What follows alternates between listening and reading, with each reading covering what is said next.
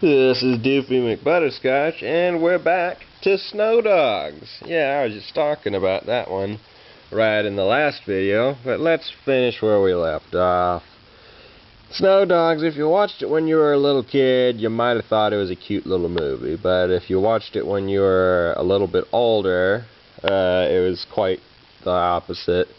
It was pretty atrocious acting by Cuba Gooding Jr. I mean, it just wasn't that great. And I also hate James Coburn. I just don't like that guy.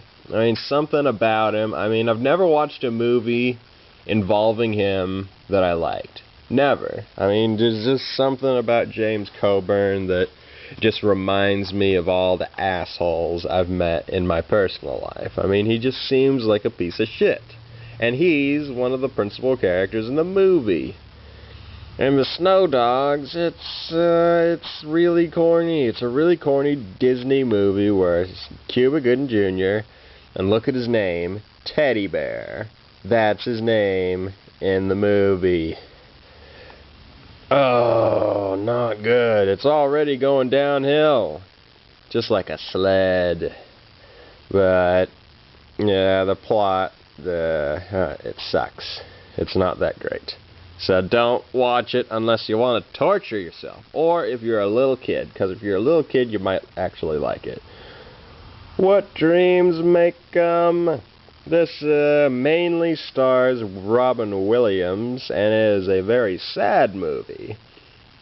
It's got Robin Williams and his family, and he's got 2 kids. Both of them die, and then a little bit after that, Robin Williams dies, and then after that, the mom's all by herself, so eventually she just commits suicide. But before she does that, Robin Williams is traveling around in heaven finding Cuba Gooding Jr. and discovering a whole bunch of stuff, walking on water, finding out his magic abilities, and then when his wife kicks the bucket, he's got to journey into a hellish land to try to save her and bring her back to heaven because, as you know, you commit suicide, you don't go to heaven, or as it says. That's what it says in the book. And the dreams may come that it goes by the book. So he journeys into the hellish land and he saves her and then brings her back, and then they meet their 2 kids and then they live happily ever after. Or do they? It's really sad. Really sad. So don't watch it because you think it's going to be hilarious. Because it isn't. It's sad. Men of Honor. This is one of the racist movies on the list. It's got Cuba Gooding Jr. as the courageous black man trying to prove himself, and Robert De Niro as the hardened southern racist who pushes Cuba Gooding Jr. to the limit. And it's set in the Navy, I believe. And Cuba Gooding Jr., he just goes through a lot of shit. He gets drowned a little bit, and he's got to go through all the racism and all the crap. And this is a real good movie if it's Black History Month. It's real good. They probably show it during that month, but it's a decent movie. I mean, the racist movies, they're usually pretty good. I mean, it's bad when you screw up a racist movie, because not only are you pissing off the audience, but you're pissing off an entire race, which is horrible. But Men of Honor is a decent movie. It's good. Rat Race. This one's a comedy, and it's got an ensemble cast. It's got Mr. Bean, it's got John Cleese, it's got Whoopi Goldberg, and it's got a few other characters in there.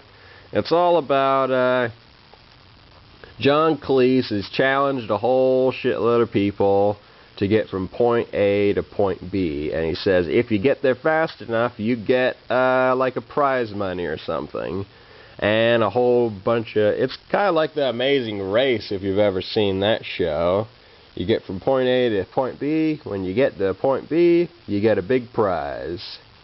And I watched this a long time ago, and it was pretty good. I liked it. It was a decent comedy. It had some laughs. It has John Lovett's in there too. I just remembered that. Yeah, it's definitely a decent comedy if you're a laughable kind of guy or girl. You should check this out. Rat Race. It's kind of one of the comedies that's kind of fallen under the radar as of late, but it is decent. It's a good movie. And last on the list, Boys and the Hood. It's a really good one. It's talked about a whole bunch, all about gangsters and living in the hood, and boys, and the letter N, and saying the word the, or maybe not. Alright, what's the basic plot of this? Well, you've got Cuba Gooding Jr., and you got Morpheus from the Matrix, who are is his dad, and he's trying to raise him to be a good kid. We've also got Ice Cube in there. He goes around and eventually gets shot to death, I believe, and a whole bunch of other gangster sort of stuff happens.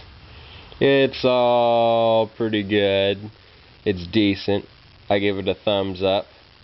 If you're a gangster, you'll probably like this. If you're a wanker, you might like it too. Pretty good.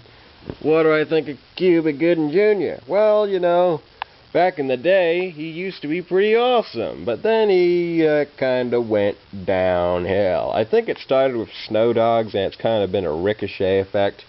Back and forth, shitty movie, shitty movie, shitty movie, rock bottom. And you hardly ever hear about the guy anymore. It's kind of like Eddie Murphy. He used to be a hilarious guy, and now he just sucks balls. Except for the Shrek movies. Those are decent, but everything else he does sucks. But we're not at Eddie Murphy yet, but we're getting there. We are getting there. Cuba Gooding Jr. used to be Gooding, not Gooding anymore. John Goodman, another good. Alright, the Flintstones.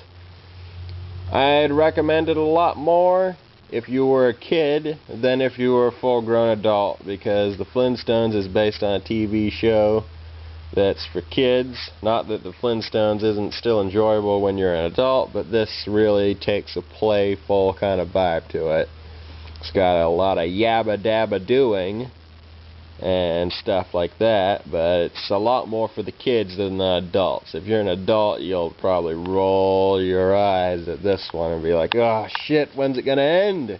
Oh my god, I'd rather watch the show than this. Oh goodness, the plot is so lame. But if you're a little kid, you'll enjoy it, or if you've got a playful spirit, you'll enjoy it too. Sea of Love. It's certainly not about love, I can tell you that much. What is it about? Well, I don't think there's even a C in there either.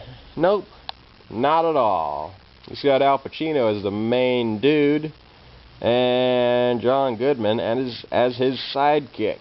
And they go around solving a mystery, and Al Pacino gets romantically involved in one of the victims. So there you go.